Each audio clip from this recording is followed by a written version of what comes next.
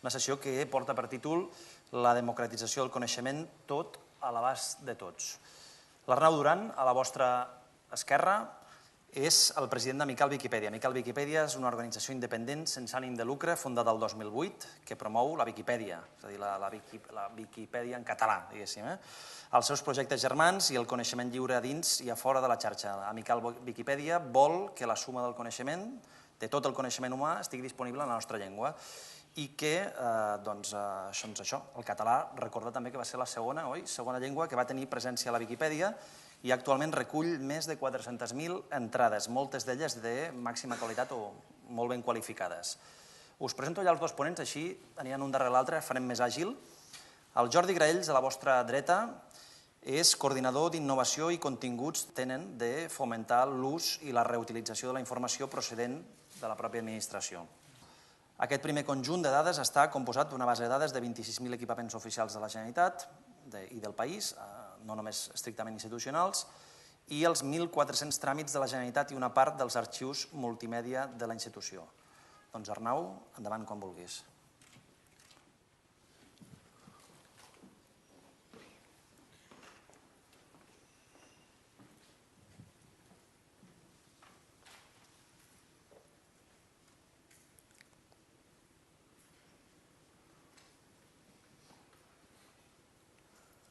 Bona tarda.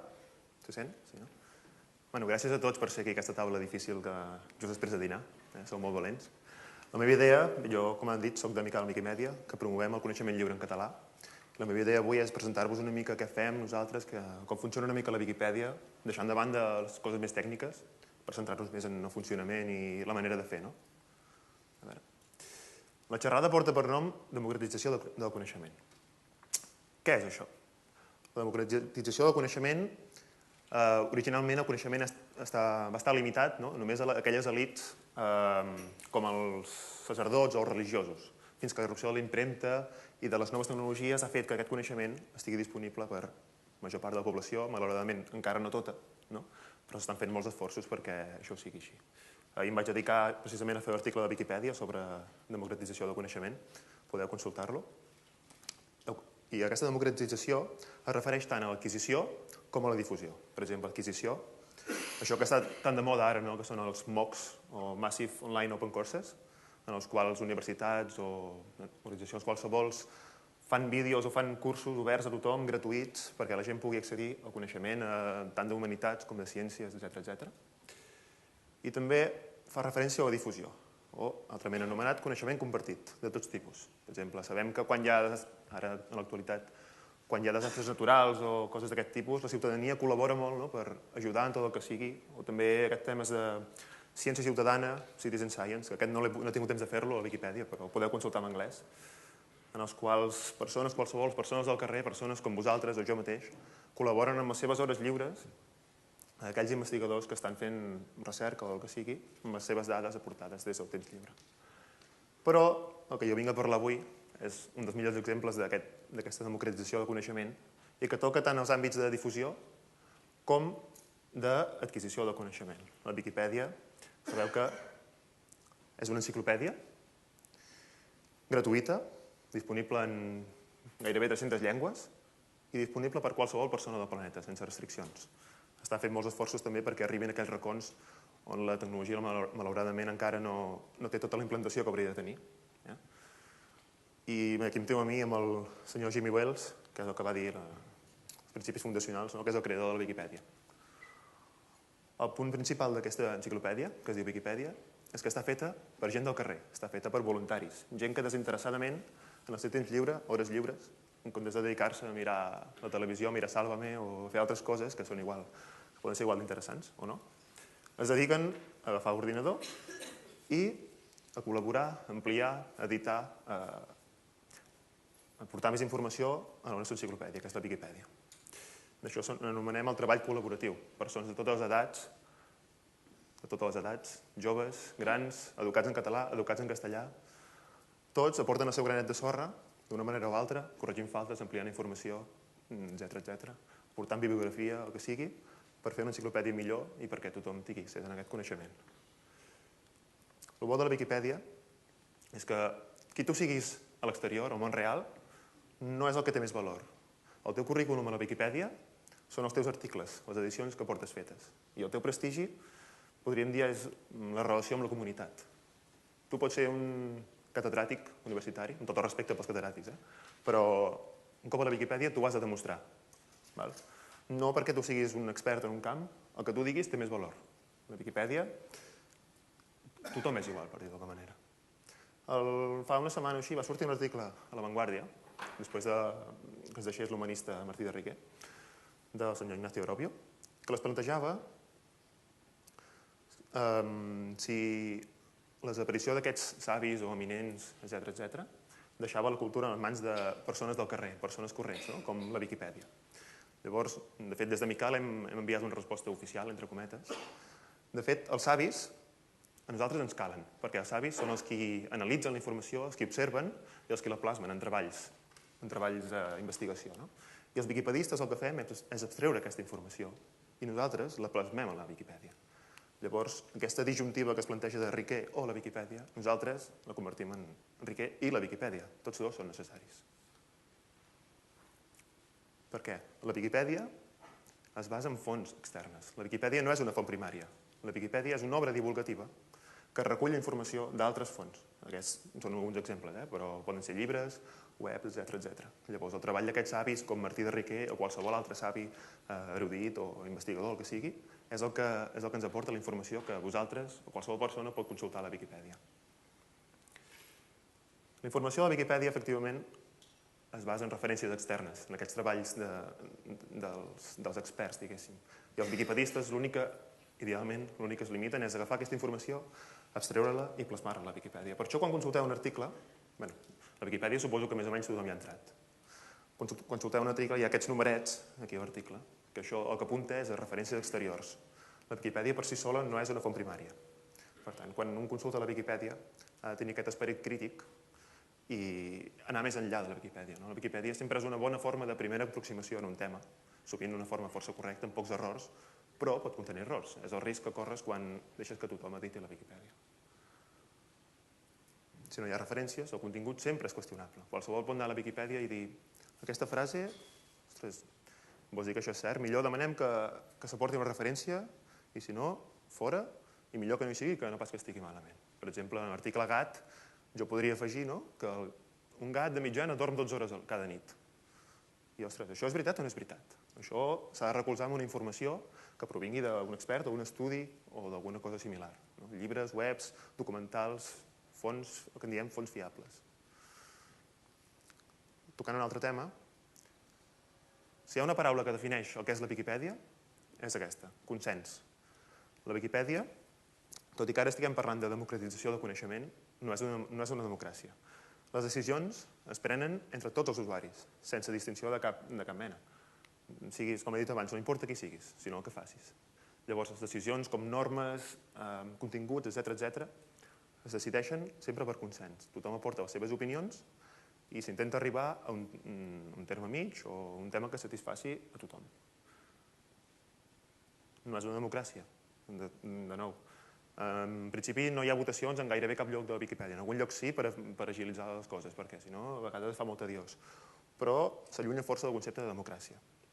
Però tampoc és una anarquia, perquè tot i que tothom té llibertats per editar el que vulgui i en principi per tirar endavant com vulgui, hi ha algunes normes que sí que veten algunes llibertats, algunes accions, diguem-ne.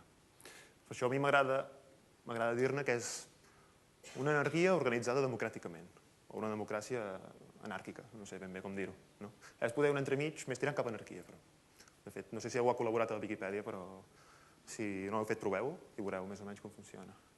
De fet, hi ha aquesta frase de nou del creador de la Viquipèdia que ho resumeix una mica.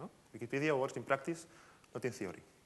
Si tu et diuen que una enciclopèdia que té 400.000 articles, això en català, o en anglès té 4 milions d'articles, o en tàmil o en hebreu o el que sigui, tenen també milers i milers d'articles, i ja estan fets per gent del carrer, o gent com vosaltres, o gent més gran o més jove, o experts o no experts, de primeres tu no t'ho creus, no? I que realment estigui ben feta, realment és sorprenent. A més, dintre, de nou us ho dic, no existeix cap jerarquia, no importa qui siguis. L'únic que hi ha una mica de jerarquia és aquells usuaris que són administradors, que tenen que tenen la potestat d'esborrar o dictaminar o d'expulsar alguns usuaris que es porten malament, tenen mal comportament. Però fora d'això, ells no tenen més poder de decisió sobre els continguts ni res d'aquest tipus. Les polítiques són determinades per consens. Això és molt interessant. No hi ha cap autoritat superior que dictamini com ha de treballar la Viquipèdia. La Viquipèdia està organitzada pels propis usuaris. No és una anarquia ni una democràcia, però funciona així. I de fet hi ha una norma que es diu ignoreu les normes. Si tens alguna norma que t'impedeix treballar com tu voldries, ignora-la i tira pel dret. I segur que el que fas està bé. Però tot el que us he explicat us podria fer pensar que tot el coneixement té cabuda a la Viquipèdia. Malauradament, no. S'ha de traçar una línia, a vegades és difícil traçar aquesta línia, de què té lloc i què no té lloc a la Viquipèdia. Arribats a aquest punt, sempre explico l'anècdota de com vaig començar jo a la Viquipèdia, perquè era quan tenia 12 anys, això fa ja un temps, i jo entro allà i veig un botó que diu modifica, o crea un article, no sé què deia. I dic, bueno, si hi ha Pau Gasol, hi ha Michael Jordan, no sé què, bueno, tu també jugues a bàsquet, no? Crea l'article sobre tu mateix. Clar, jo creo, Arnau Duran és un jugador de bàsquet, nascut al 91, no sé què. I entro l'endemà, ostres, l'article està proposat per esborrar. Jo, que estrany. I realment és perquè hi ha aquestes polítiques, evidentment, que hi ha d'haver una línia que delimiti què té lloc i què no, perquè no pot ser una col·lecció indiscriminada d'informació a la Viquipèdia. També a vegades sap greu perquè allò que és admissible no té per què ser més o menys important. Per exemple, el casal d'avis del meu barri no té article, però l'escola politècnica d'una ciutat de Malàisia sí que té article. Hi ha unes regles per determinar què té lloc i què no té lloc. No m'estendré més ara perquè no són complicades, però tampoc és el moment. Però que sapigueu que sí que hi ha unes línies. Això són una mica els avantatges i inconvenients d'una enciclopèdia lliure, oberta com la nostra, com la que jo contribueixo, vull dir, la Viquipèdia, versus una enciclopèdia de paper tradicional, diguis enciclopèdia catalana o britànica o el que sigui, sense posar noms. La Viquipèdia, en principi, sempre està actualitzada, llicència lliure, es pot reutilitzar pel que sigui, no té espai, té un espai il·limitat, pots tenir vídeos, pots tenir àudio, és gratuïta, molt important. A més, està disponible en moltes llengües, també és un mètode d'aprenentatge d'idiomes. I ara bé, com que la fan voluntaris, pot ser que tingui viatge en la cobertura del coneixement. Per exemple, si hi ha molts usuaris interessats en esports, pot ser que estigui molt ben cobert els temes d'esports, però que els temes de química, com que ningú hi està interessat, són articles més dolents. Però bé, com que l'enciclopèdia també està sempre en construcció, a poc a poc, entre tothom, anem millorant. A més, no és una font primària, això no és cap desavantatge, és un fet. No és l'idea de ser una font primària a la Viquipèdia, sinó un compendi de coneixement publicat en altres fonts. I per acabar el tema de la Viquipèdia no està sola, sinó que té projectes germans també dedicats al coneixement obert. Per exemple, hi ha una biblioteca lliure, notícies lliures, també hi ha un repositori de dites i cites, etc. Això ho deixem per un altre dia. També us podeu preguntar què mou la gent a dedicar el seu temps lliure a la Viquipèdia i no a mirar la tele o jugar a la PlayStation o el que sigui. Es va fer una enquesta fa un parell d'anys i ja podeu veure què va sortir. El primer tema, el primer punt a favor que deia la gent, és perquè volien el coneixement lliure i a l'abast de tothom. El segon punt era el gust per la temàtica que tu escrius a la Viquipèdia. Per exemple, si t'agrada molt el bàsquet, sempre dic el bàsquet, però qualsevol cosa, doncs el gust aquest de compartir el que tu saps i les teves ganes amb la resta de la comunitat i de la gent que llegeix la Viquipèdia, que són molts. El punt 3 per ajudar els altres i el punt 4 per fer país, per difondre el patrimoni català. I algunes dades, si es veuen bé, sí. Bé, això més a tall de curiositat. Actualment estem a la 17a posició en lloc d'articles, per davant de Viquipèdies d'idiomes com el txec, eslovac, molts d'aquests. I de fet fins fa poc estàvem a 13a, 12a posició. Ara bé, el nombre d'articles tampoc determina la qualitat d'una Viquipèdia, per tant s'ha d'agafar una mica amb pinces aquesta dada. I estem a la 31a posició de pàgines servides per mes. No està malament, però considerant el país que som i la conjuntura actual, encara tenim molt per millorar. Per tant, tenim molta feina per fer. Sobretot temes com navegar en català i aquestes coses, hi ha gent que li costa molt i cal anar picant molta pedra, i és feina de tots, no només de nosaltres. I editors regulars, de més de 5 edicions tenim uns 500 mensuals, i que col·laboren almenys un cop són 3.000, més o menys. Això no ho poso aquí. Per tant, veieu que hi ha molta gent, però de nou podrien ser molts més. També fem maratons, fem trobades com aquesta que podeu veure a imatge de fons. Això és el Museu Dalí. Ens vam trobar un dia allà per editar sobre Dalí. i com això fem moltes coses semblants. Em sembla que sóc aquest d'aquí. I no m'estendré gaire també amb aquest tema, com que la xerrada també toca dades obertes. He pensat que podria explicar-vos una mica com... Ella us en parlarà millor, després, de dades obertes. Jo soc força neòfit en aquest tema, però a Viquipèdia també tractem les dades obertes. La setmana passada vaig estar a Ginebra, en un congrés que feien de coneixement obert, i el tema central era dades obertes. I va sortir aquest tema, no sé si tu el coneixes, Jordi, de valoració de com d'obertes estan les dades, des d'una estrella, que és dades disponibles, per exemple, en PDF o disponibles així a l'engròs, fins a 5 estrelles, que són dades ben estructurades, posades en context, enllaçades, etc. Llavors, la Viquipèdia va llançar fa poc, no Viquipèdia en català, Viquipèdia en global, un projecte que es diu Wikidades o Wikidata, que és un repositori, una base de coneixement de totes les dades del món. Igual que la Viquipèdia, pot ser editat per qualsevol persona i també la idea és que se'n nodreixin, o sigui que les organitzacions hi volquin les seves dades perquè estiguin disponibles per tot el món. Llavors aquesta base de dades gegant, penseu que ara té 15 milions d'entrades però segur que en tindrà moltes més ben aviat. La idea és que les Viquipèdies se'n puguin nodrir d'aquí però també qualsevol persona que estigui interessada en disposar de les dades pel que sigui.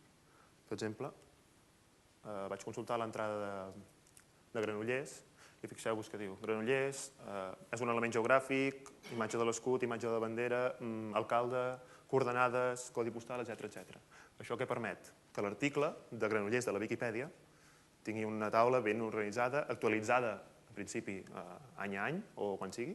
Si canvia l'alcalde o si canvia la població, 900, etc., que estigui actualitzada. I d'aquestes dades també en pot fer ús qualsevol que ho desitgi, amb les eines adequades, evidentment. I a més, les dades aquestes estan ben enllaçades. Això què vol dir? Per exemple, tu tens l'entrada sobre Johann Sebastian Bach i també tens l'entrada sobre el seu germà, sobre el seu pare, sobre qui sigui. Totes aquestes dades tenen aquests links que permeten també eines molt interessants, com per exemple arbres genealògics, parlant de persones o altres eines que fan que aquestes dades realment siguin útils, si les saps aprofitar bé. I ja per acabar, dir-vos que Miquel Wikimèdia som una organització, vam fundar fa 6 anys, som uns 100 membres a nivell de països de parla catalana i el que ens dediquem bàsicament és a promoure coneixement lliure en català i sobre la cultura catalana. Llavors, per fer-ho, fem campanyes per internet, fem campanyes presencials, fem el que diem Wikimaratons, tenim convenis amb museus, amb biblioteques, en Generalitat també us en parlarà ell. I bé, desitjaria veure si hi ha sort i algú d'aquí s'anima, no? Si voleu saber-ne més, m'ho podeu preguntar o per internet trobareu els recursos que facin falta. Això són algunes coses que fem. També fem fotografies, fem tallers, fem el que en diem backstage pass darrere museus, darrere els vestidors, fem universitats també, etc. I també estem ficats en el grup Catalunya Dades, que això us en parlarà ell. I això ha estat tot. Espero que us hagi interessat, que sapigueu una mica més de la Viquipèdia, que algú s'animi a editar, també. Segur que d'aquí en sortirà algú. I us deixo un Jordi, que us explicarà també coses molt interessants. Gràcies.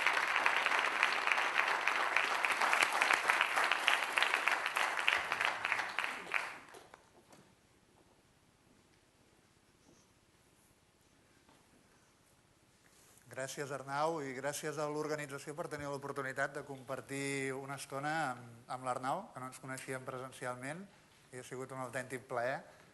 I jo soc també dels que penso que el país haurà d'estar molt agraït amb tota la gent que està tirant endavant la Viquipèdia perquè estan jugant un lloc molt destacat amb la història que ens ve ara, sobretot per davant. Jo he portat moltes diapositives, les passaré rapidíssimament, m'interessa aturar-me en 3 o 4 aspectes i sobretot veure des del meu punt de vista, Jordi Grell, responsable d'Innovació i Dades Obertes també al Departament de la Presidència, però intento reflectir o veure'm reflectit en una sèrie d'actuacions que estem intentant tirar endavant des de la Generalitat. Per tant, passaré molt ràpid tot el tema contextual, em faré la referència a la importància que té la tecnologia en el món actual, només en el tema en què ens interessa, és a dir, la capacitat que té a l'hora d'escampar i de fer possible el compartir el coneixement. A mi m'agrada sempre posar aquest vídeo, que no el posaré pas aquí, o algun anunci d'aquests, que estava amb moltes faltes d'ortografia, però és igual. La finalitat és com una persona decideix compartir el que sap a la xarxa. És un fet bestial, per tot el que comentarem aquí. I com això ens serveix amb algunes organitzacions que tenim maneres de fer antigues a canviar i a veure'ns que hi ha altres maneres d'afrontar el que fem cada dia. I que està pujant tots uns nous moviments que ens han de fer obrir els ulls. Nosaltres vam tenir la sort de col·laborar amb la gent que van organitzar la primera GovJam aquí a Catalunya. N'havíem fet algun altre sobre temes de sostenibilitat, però aquest era sobre temes governamentals a l'Escola d'Administració, i de debò que tothom hauria de prendre nota de com es discutien, com es parlaven, com es treballaven els temes en aquella jam. Una mica ja ens ho ha introduït molt l'Arnau, però també ho veurem aquí. Treballar de manera horitzontal, de manera col·laborativa, que és un recurs i un reclam que molta gent fem referència avui en dia, exigeix un canvi de xip i de xip. Com l'exemple que m'agrada posar, perquè en soc membre de la xarxa d'innovació pública, com a partir de confluir amb uns mínims, determinades persones que treballem a diferents administracions radicades a Catalunya, ens posem d'acord amb el que deia l'Arnau, amb uns preceptes, amb uns continguts mínims. La resta no és que no ens interessi, però cadascú pot pensar de moltes maneres, i ens posem d'acord amb la missió d'aquesta xarxa, que és canviar l'administració i fer-la molt millor, i si podem excelsa per un país molt més avançat. Llavors aquesta xarxa elabora molts materials, fa moltes actuacions, i estic molt orgullós, també hi ha membres de l'equip aquí al públic, del vídeo aquest que vam fer explicant el govern obert. I s'està explicant a nivell mundial què és el govern obert moltes vegades amb el recurs aquest de la xip. És una cosa fantàstica, com persones de manera àgil s'uneixen, elaboren un producte de coneixement com aquest que té una incidència molt gran. Nous canals de participació. Aquesta és la petició que vam signar a més de 30.000 persones perquè pogués entrar dins els fluxos d'informació de la pàgina del govern nord-americà, i vam aconseguir que, com que superàvem el llindar, que em sembla que aleshores estava en 28.000, o no ho recordo, ens van donar una resposta pública, tot i que ens van dir que era un afer intern de l'estat espanyol, però mira, és una cosa que quedarà per la posteritat també amb aquest camí que estem recorrent. Cap a quin model ens sembla que estem avançant? Doncs aquesta diapositiva per mi és d'aquelles importants, de les que hi posaria una X. Nosaltres som administracions, la nostra finalitat hauria de ser obrir les dades i el coneixement que tenim a dins, no només fitxers com estem obrint ara, sinó també serveis, web services i coses que la gent pugui consumir en directe, que també aquí al públic hi ha gent que és reutilitzadora de les dades de la Generalitat i us ho podrien explicar molt millor que jo, però seria objecte segurament d'una altra xerrada. Les empreses, persones, entitats reutilitzen aquesta informació i en fan diferents productes i entorns. Ara ho veurem també. Aplicacions mòbils, xarxes socials, tot tipus, fins i tot llibres, el que sigui. No només ens agrada parlar de dades com a dada digital. Estem parlant de coneixement i som partidaris del coneixement obert, amb majúscules. Com ho podem fer? 3 receptes molt senzilles. Obrint dades, jo aquí es compro cap a casa, perquè aquesta és la pàgina d'inici de dades obertes de GenCat, però una cosa de la qual estem molt orgullosos és que ho podíem fer el recorregut sols i ens estaríem equivocant. És un recorregut de país. Estem intentant que la majoria d'organitzacions que es dediquen o que tenen relació amb aquest tema doncs puguem treballar en xarxa. I treballar en xarxa vol dir ajudar-se els uns als altres. Hi ha ajuntaments que van molt per davant amb uns portals molt dignes de dades obertes que si acaben socialitzant i acaben explicant la seva pràctica a la resta, avançarem molt més com a país. Sempre dic allò, i m'agrada molt de dir, nosaltres ho hem de fer més bé perquè hi volem arribar tots. S'ha acabat l'època de jo ho he fet primer, jo surto a la foto i em fan el d'això. I aquí tenim la sort de comptar des dels inicis amb Amical Viquimèdia, que aquí haurem de canviar el text del logo, oi Arnau? I després, amb tot el tema aquest d'obertura de dades, ens referim al tema de la transparència i ho lliguem d'una banda amb aquest vessant més econòmic, d'acabar produint productes o serveis amb valor per a les empreses, com dèiem, i així diem que ajuden a crear noves oportunitats, surten nous models de negoci, empreses que no ens ho hauríem pensat mai que es dediquessin a transformar aquella dada i a donar-li aquella mena de valor, com ja hi ha en alguns casos, evidentment, el cas de Plano.info, que fa cartografia per localitzar negocis, o en aquest cas l'agenda oberta, que té molt mèrit, sobretot perquè abasta l'àmbit de països catalans, de vegades tan oblidat, no? I que el que fa és agafar les dades de totes les agendes de totes les administracions que o bé s'hi donen d'alta o bé ells se n'encarreguen d'agafar-les. De vegades es fa allò que se'n diu escrapejar, no? Acabar aconseguint dades que estan en un entorn públic, però que aquell entorn públic no és de dades obertes, perquè dades obertes vol dir que ho poses en determinats formats perquè algú pugui replicar o pugui fer la seva pròpia solució. No només perquè estigui en públic, d'acord? Aquest matís és important. Però la transparència també, o l'obertura de dades, pot tenir aquest vessant més democràtic, més polític, de retre comptes. Tot això ja ens interessa molt, almenys segur que els aquí presents. Aquesta aplicacioneta, que és molt senzilla, doncs fa un rànquing de l'activitat parlamentària dels càrrecs electes, no tan sols dels catalans, sinó que es podria seguir de tots els països europeus. Nosaltres vam presentar a finals de juliol el portal de transparència. Hem rebut feedback de tota mena. Jo l'únic que us puc dir és que anirem molt enllà. Això és un compromís personal de molta gent i mentre nosaltres estiguem portant això anirem molt enllà i en les properes setmanes veureu unes quantes sorpreses. La transparència ens farà, a més de fer-nos més dignes, ens farà un país de primera divisió, que és el que volem ser. No volem ser un país amb tota l'entitat pròpia per no guanyar en aquesta qualitat que tots desitgem. Llavors, aquí podem trobar de moment coses tan curioses com que oferim les informacions en format web, que n'hi diem, però pot ser, de moment si ho tenim en PDF, no fem un lleig i ho quedem posant aquí, però el pas següent és oferir-lo amb aquests formats semàntics, que la gent en pugui fer el que vulgui, que a més de veure'l, que tu el puguis agafar i puguis adreçar una aplicació o una màquina de manera automàtica i faci alguna cosa. També en format infogràfic, que és això que veieu aquí, intentem explicar les coses d'una altra manera, perquè la gent s'apropi a aquest coneixement. Si el volem obrir, l'hem d'obrir perquè la gent s'hi apropi, se'l faci seu i puguem interactuar. El proper pas és, i volem afegir material videogràfic també, però vaig tirant endavant. La segona idea, perquè no em vull allargar, és impulsar l'accés mòbil a aquestes dades. Això és importantíssim.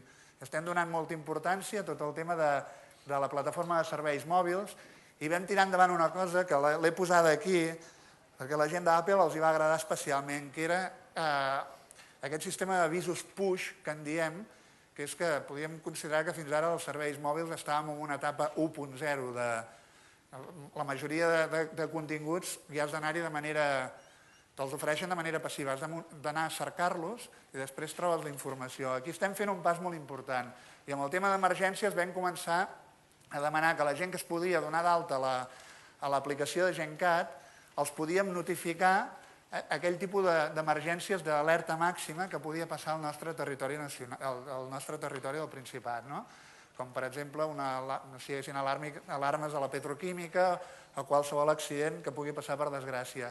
Això ens ofereix, això és en el món dels serveis mòbils, va agradar moltíssim, de seguida ens vam col·locar en els mercats, en aquest cas d'Apple, molt per davant i ara estem intentant treballar per poder oferir aquest mateix servei per tots els tipus de serveis que ofereix la Generalitat. Una altra cosa que vam tirar endavant i també va ser una grata sorpresa va ser l'aplicació de les eleccions al Parlament 2012, pel gran nombre de descàrregues que va tenir i de tot el món, de 120 països diferents. Això ens va donar la idea, des de l'Atenció Ciutadana, que volíem començar a assajar noves fórmules de testeig i de començar a treballar les coses de manera conjunta amb la ciutadania o amb la gent directament, amb clients o el que sigui. I vam agafar i vam dir, escolta, nosaltres hem fet aquesta aplicació, però no en sabem més. Tots plegats en sabem moltíssim. Hi ha gent que sap moltes coses. Ens ajudeu a dir com milloraríeu les funcionalitats, els requeriments d'aquesta aplicació. I hi havia un premi, perquè vam decidir que fos així, però va ser fantàstic el resultat. El tipus de propostes que ens van arribar a fer i que incorporarem a l'aplicació perquè, esclar, també s'obre un escenari en el país en què haurem de votar unes quantes vegades i esperem fer-ho de manera mòbil també. Vull dir que aquí la gent ens va donar una quantitat d'idees que això és impossible que ho pugui pensar una sola persona i una sola institució. Ens interessa, això és crowdsourcing. I la tercera via és posant aquestes dades també en sistemes relacionals, és a dir, en xarxes socials. Donem molta importància a les xarxes, la Generalitat té 300 perfils a les xarxes i tots actius, com deveu conèixer, i el que ens interessa és, atenem el 012, però ens interessa molt que la gent ens doni la seva opinió, que ens proposin coses, que ens facin propostes de canvi de qualsevol cosa. He posat aquí algunes captures, com la pàgina de Facebook dels Mossos, però podia posar molt més exemples, però m'interessava arribar aquí. Som a les xarxes, com en els altres entorns, i ens agrada mesurar-ho, perquè si el que estem fent no sabem per què hi som allà, no? Vam elaborar aquesta bateria d'indicadors, que alguns te les donen les aplicacions mateixes, les APIs d'aquestes aplicacions, però les altres són ràtios que nosaltres fem creuant per mesurar l'interès i el compromís d'allò que publiquem a les xarxes. Si no, no val la pena ser-hi. Ser-hi per ser-hi, com si era abans, normalment per explicar de manera unidireccional, sense escoltar el que et deia el ciutadà o el que et pogués dir una altra persona, a nosaltres francament no ens interessa. Això és una manera de publicar l'Excel a les dades que tenim, són coses que hem anat fent nosaltres una mica de collita pròpia, intentem comparar cada un dels perfils de xarxes amb perfils d'altres països, els més avançats, el que sigui. Estem organitzats en comunitats de pràctica, és la nostra especialitat. Penseu que hi ha que les portin directament o indirectament un centenar de persones. Llavors nosaltres vam idear que en comptes d'haver-hi una oficina tècnica que dona o que dicta el coneixement al voltant de les xarxes, doncs és una comunitat que compartim cada 6 setmanes el coneixement que hi ha al voltant de les xarxes. Això és molt interessant, Això seria una imatge tipus d'aquesta comunitat. I això és, clar, el tema de les xarxes socials, de fet de portes en fora, fixeu-vos, no estic descobrint res. Hi ha gent que està donant serveis de manera voluntària en coses que abans potser estaven fins i tot professionalitzats o estaven a dins de l'administració. Tot això porta un canvi bestial. Jo avui he posat aquests exemples, que m'agrada citar-los, i em trec el barret. Són uns protocols o són uns materials que fan servir els inspectors de salut pública aquí a Catalunya i en alguns casos també en àmbits com veterinaris, que és una professió que sabeu que és molt isolada, no? Un veterinari de salut pública està allà i com a molt parla amb un vedell escorxat de bat a bat, però no té l'oportunitat de compartir. I ho dic carinyosament perquè és com ens expliquen, no?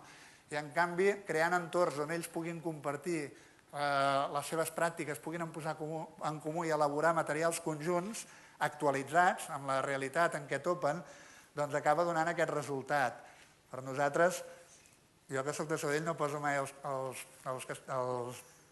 minguets de Terrassa, és broma, però per nosaltres és com aquest 3 de 10, no? Que arribar a culminar el coneixement en què es basa en el professional perquè l'elaboren d'aquesta manera, en pràctiques compartides, treballant col·laborativament, ho fan en un entorn que tenim, que es diu a Catalunya, que ens permet extreure mètriques i ens permet donar resultats que eviten moltes crítiques. Al començament, tot això del treball col·laboratiu podia desvetllar suspicàcies entre algun directiu, però esclar, aquí quan et comencen a sortir aquests resultats i et diu que un 20% del seu treball l'estan fent a la nit o fora del seu horari laboral, et comences a plantejar moltes coses.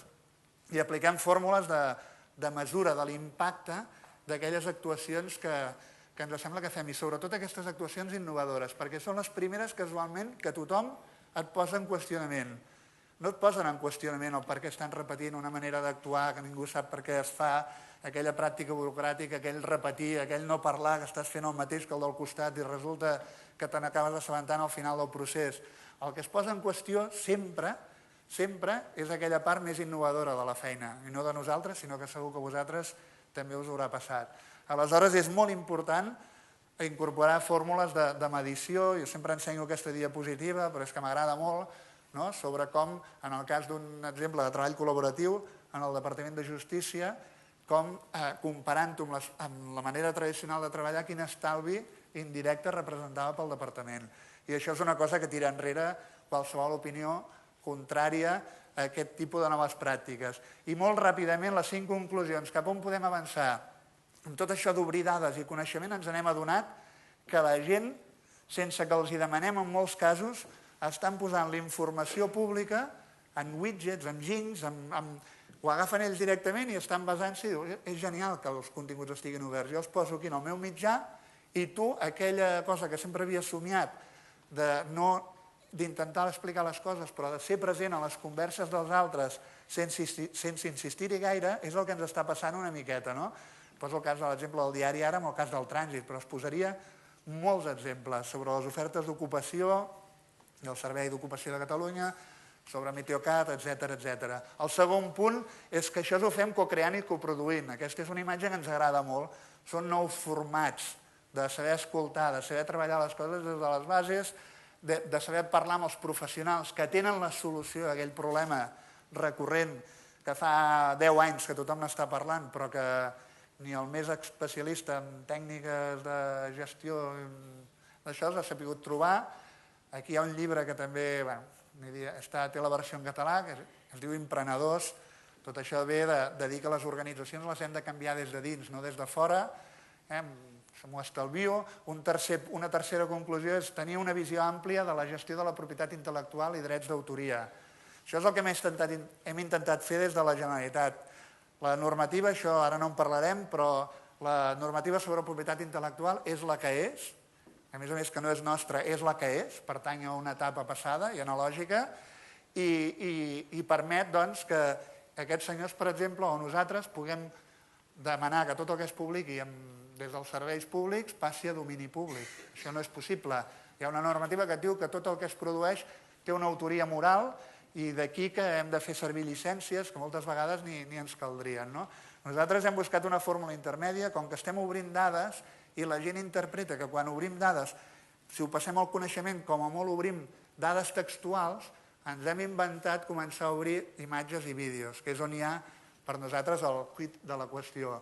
Ho vam començar amb Sant Jordi, obrim materials que fem nosaltres i en comptes de posar autor i tal, i acabem posant Fons Generalitat de Catalunya, la gent té una confiança absoluta i jo crec que la gent ja llegeix indirectament domini públic. Tot el que estem fent és alliberar datasets d'imatges i de vídeos. Com va fer aquesta noia, que no sé si la coneixeu, però també és una de les altres persones que s'hauria d'explicar molt bé, una noia de Ripoll, que el que va fer és començar a penjar vídeos a YouTube tocant el baix amb peces reinterpretant Jamiroquai. I esclar, això a YouTube sabeu que té un robot, un bot, que en 24 hores et detecta quan una persona està usant uns materials sense permís i és quan veus, hòstia, ha desaparegut la música d'aquest vídeo. És perquè YouTube ha rebut l'encàrrec, gràcies al robot aquest, d'algú que posar la denúncia i aquest grup va ser molt més intel·ligent i no va fer la denúncia. Va dir, ostres, aquesta noia toca la guitarra magistralment, anem-li a proposar una manera de nosaltres encara adquirir més prestigi i li vam proposar que anés a tocar amb ell en uns recitals que feien a Sud-amèrica. Si això s'hagués passat en el nostre entorn geogràfic més immediat, us deixo per vosaltres que endevineu què hauria acabat passant. Però esclar, és un tema que és interessantíssim. Com intentar buscar aquella escletxa a la llei per fer-ho d'una altra manera. Amb un nou concepte de privacitat. A mi m'agrada molt la imatge aquesta també, arreu parlem de llibertat i el tema de la privacitat està qüestionada a tot arreu i a més apareixen noves formes que la gent diu, home, i ara aquesta persona... O imatges que podíem posar fins i tot més contundents. A nosaltres se'ns acut allò que segurament hem de començar a interpretar el ciutadà com una unitat bàsica d'aquesta nova economia i que en tot cas ell decideix o està disposat a perdre certs marges de llibertat a canvi d'alguns serveis que li ofereix la xarxa. I vaig acabant. Quan obrim dades hem de vetllar per la veracitat i per l'anonimat i les agregacions de dades, perquè de vegades pot acabar passant això. Veu veure aquesta imatge? I veieu algun missatge aquí? Doncs és molt clar, I això va ser l'última desfilada dels Harriers, abans d'anul·lar la brigada o l'esquadró a Gran Bretanya. I els hi van dedicar aquest missatge. De vegades les dades tenen això, i de vegades les dades que pots obrir són equivocades. I això era quan hi havia les restriccions pel Rodal de Barcelona, i va passar, i mira, aquest carril d'aquí estava superbuit, perquè tothom anava a 80, no? Una mica el que ens cal és un nou lideratge directiu, no descobrim res. M'agrada també molt aquesta imatge, no? Hem de començar a exigir que la gent entengui del món digital, de totes les conseqüències i de com ens en podem valer de manera intel·ligent, perquè està naixent una nova manera d'administrar i governar. Aquest és el missatge i tothom n'ha de ser conscient. No volia acabar, que és l'última, sense agrair també públicament l'acord que hem signat amb Amical Viquimèdia des del Departament de Presidència, però que el que està fent és palesar una miqueta la realitat, Arnau, del que està passant a molts departaments. Estem intentant també treballar tot el tema de voluntariat com una activitat dins i fora de la feina. Viquipèdia pot ser un àmbit magnífic per fer-ho. Estan fent Viquimaratons, la propera que es farà divendres que ve, a l'entorn de llengua catalana, que s'ha fet amb monuments, amb patrimoni, amb l'Institut Català de la Dona, recuperant figures històriques, materials que ja té l'administració i que, com molt bé de vegades heu dit, que podríeu ja usar perquè la llicència o l'avís legal que hi ha en els entorns digitals de la Generalitat permet que pugueu agafar el que sigui. Però ells que tenen aquesta elegància de dir us demanem i ho anem treballant i tot això, però una miqueta és el que us volia explicar aquí. Gràcies.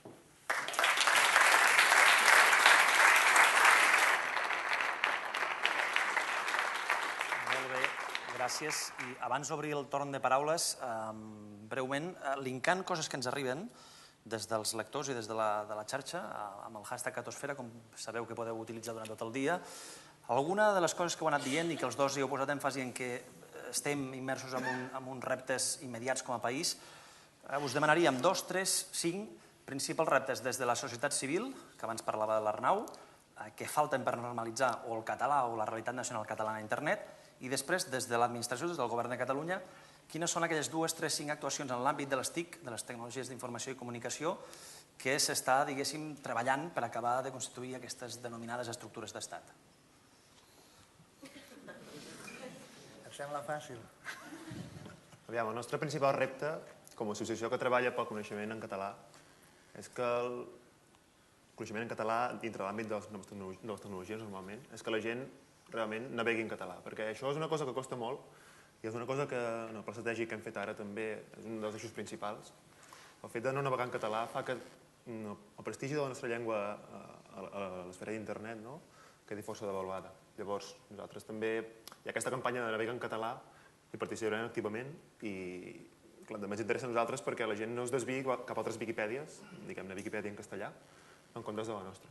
Llavors, aquest és un repte que tenim molt difícil perquè la gent, segons qui, per dificultats tècniques o per el que sigui, li costa molt. Per això he dit abans, ja ho he comentat aquí, que és una mica feina de tots, també. I aquest és el punt que a nosaltres ens importa més i volem realment treballar-hi. Jo també. No, però més de coses que em pertoquen a mi, parlar d'agències tributàries i d'altres coses, doncs ja hi deu haver qui se'n pot responsabilitzar. Però de coses que em pertoquen a mi, en el portal de dades obertes, incorporar, com incorporarem a partir del gener, serveis, això que dèiem, que sigui molt més fàcil connectar directament en calent, consumir les dades que vulguis per una aplicació determinada. Ara tenim conjunts de dades, bàsicament, estàtics. Després, pel que fa al web de GenCat i el que sigui sistemes que hi ha al voltant, doncs que s'acabin esdevenint una miqueta el que dèiem, convertir-ho en una mena de plataforma de serveis on el ciutadà és com qui va al mercat. Jo agafo això, que pugui personalitzar també molt més els serveis que t'estan donant, però en certa manera ens sembla que una cosa portarà a l'altra si anem fent aquest canvi tecnològic. Simplificar-ho molt més. Les webs de les administracions, ara que no en sent ningú, són molt avorrides. I llavors ho hem de fer una mica més divertit, més fàcil, més divertit. I ens sembla que si estem molt en contacte amb la societat i estem fent el que la gent ens demana, ho farem més bé. Molt bé. Alguna qüestió? Micro. No tenim micro? Bueno, doncs escolta'm, Jordi, doncs a viva veu. Sí, espera un segonet, que el Jordi demana paraula, després tu. Les dues no tenim micro? Bueno, doncs escolta'm, a viva veu. Volia plantejar una cosa, que és la qüestió de les dades obertes.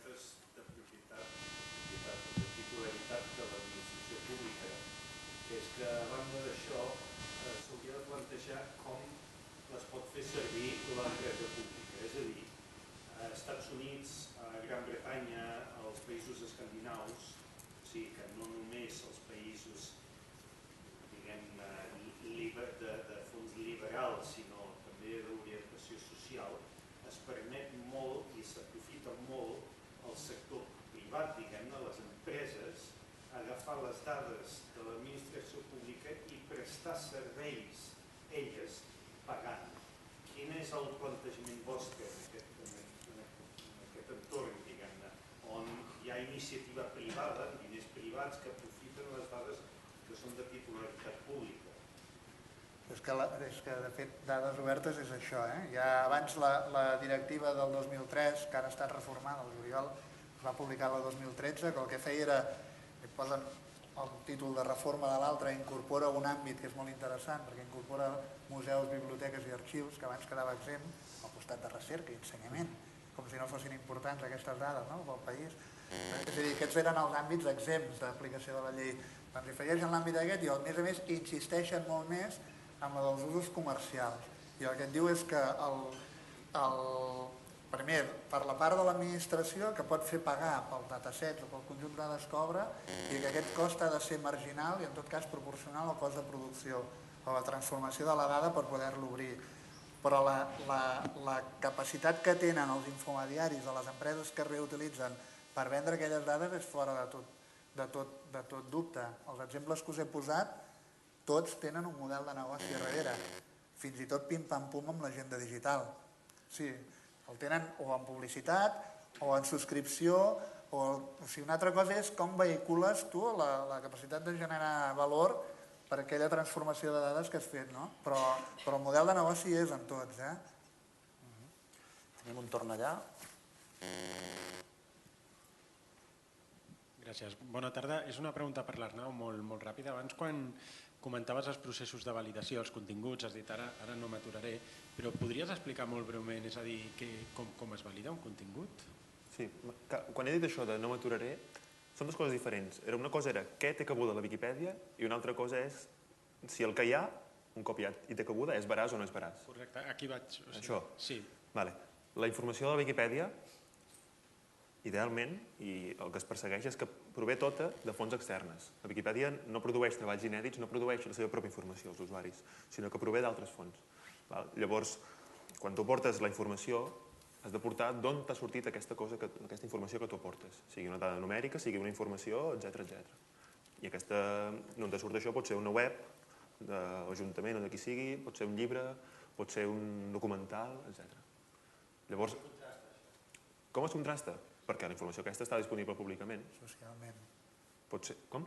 Socialment. El contrast és socialment. social. Hi ha molta gent al darrere, llavors quan tu edites, hi ha una llista de canvis recents, i hi ha molta gent al darrere que passa uns minuts al dia revisant el que ha fet la gent, el que has afegit. Llavors, si veuen que aquesta informació que t'has afegit no està ben recolzada per aquestes fonts, et poden posar en qüestió el que t'has aportat.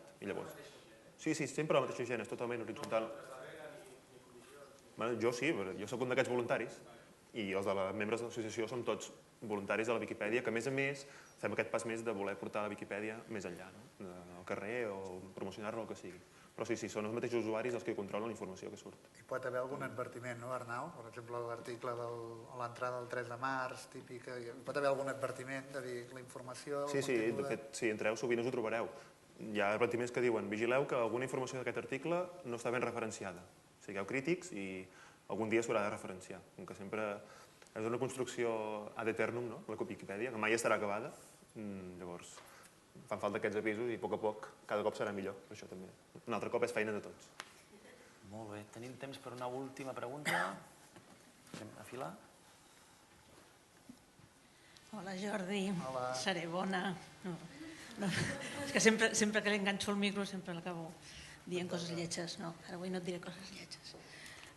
Sí que et volia preguntar si us heu plantejat d'alguna manera que els projectes que són subvencionats amb diners públics se'ls hi pogués, entre cometes, obligar, per no dir evangelitzar, perquè també obrissin dades, no? Perquè de vegades ens trobem, no sé, des de la cultura ens ho trobem molt, amb teatres o amb equipaments i amb companyies, vull dir, amb creadors que no volen donar les seves dades perquè són privades, però en canvi el que estan fent és pràcticament 100% pagat amb diners públics.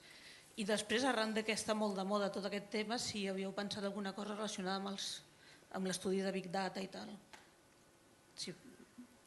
¿Estamos en ello o no? Sí, no, sembla mentida, però tinc resposta per les dues, Iopi! Però estava preparada.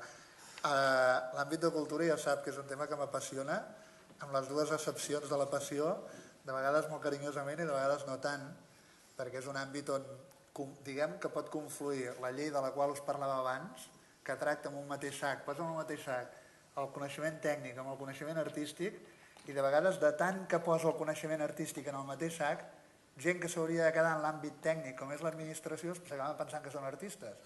Llavors aquí, de vegades podem tenir problemes a l'hora d'obrir materials, quan des de presidència diem aquest coneixement s'hauria d'obrir, aquest material videogràfic, ell ja sap que no ho dic carinyosament, no? Però evidentment que nosaltres estem pensant en que cada vegada que es contracta o es concessiona un servei o es faci el que sigui, doncs el corresponent plec de prescripcions o de clàusules administratives ha d'acabar tenint una clàusula, i estem treballant amb això, perquè ara resulta també arran de la directiva i de com l'ha de transposar l'estat espanyol i tot això, la nova directiva també diu que la Comissió Europea està facultada per assessorar amb tot el tema de llicències i amb tot el tema de com s'ha d'aplicar això i n'ha de retre comptes cada 3 anys. Després nosaltres suposem que d'aquí 3 anys hi haurà un nou escenari i que per tant no haurem d'estar pendents de qui acaba sent l'interlocutor que en ret comptes, perquè també aquesta llei, segons com, la podríem transposar directament aquí a Catalunya, no cal que es transposi en una llei estatal. Ja ho veurem, és molt interessant també l'àmbit aquest de l'Open Data. I la segona, perdona, que era el de Big Data. En el tema de la Big Data és molt interessant, perquè hi ha un àmbit, en el cas de la Generalitat, que ha pres una decisió molt important, que és l'àmbit de salut.